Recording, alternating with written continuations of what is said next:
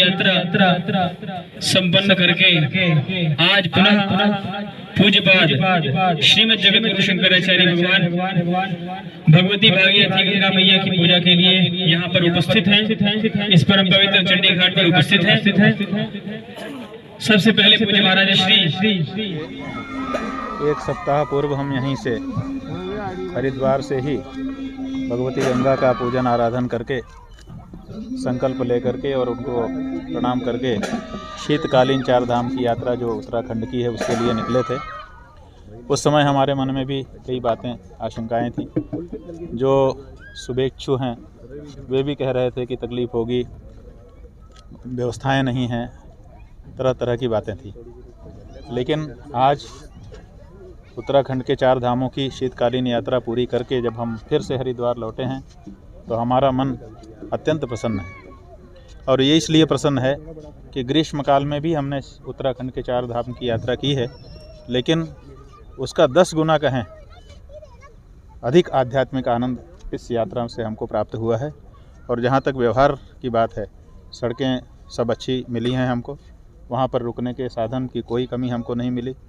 लोग जो साथ में थे सबके भोजन पानी की भी व्यवस्था थी और सभी शीतकालीन जो स्थान हैं उन स्थानों में पूजा अर्चना विधि विधान से हो रही थी और बहुत अच्छे से हम लोगों को दर्शन हुआ, आध्यात्मिक अनुभूतियाँ भी हुई और ये यात्रा जीवन की अविस्मरणीय यात्रा बन गई। किस तरह का रिस्पांस था? लोगों ने बहुत स्वागत किया और बहुत अच्छा व्यवहार किया और हमको लगता है कि ये जो भ्रम बहुत दिनों से बना हुआ था कि उत्तराखंड की यात्रा केवल 4 धामों की ग्रीष्मकाल में ही होती है, वो भ्रम पूरी तरह से लोगों का मिट जाएगा और पूरे वर्ष यात्रा चलेगी। लोगों से आप सबके माध्यम से भी कहना चाहेंगे कि भगवान की पूजा अर्चना निरंतर हो रही है और धाम में जाने का जो आध्यात्मिक आनंद है वो उपलब्ध हो रहा है, भगवान का आशीर्वाद मिल रहा है।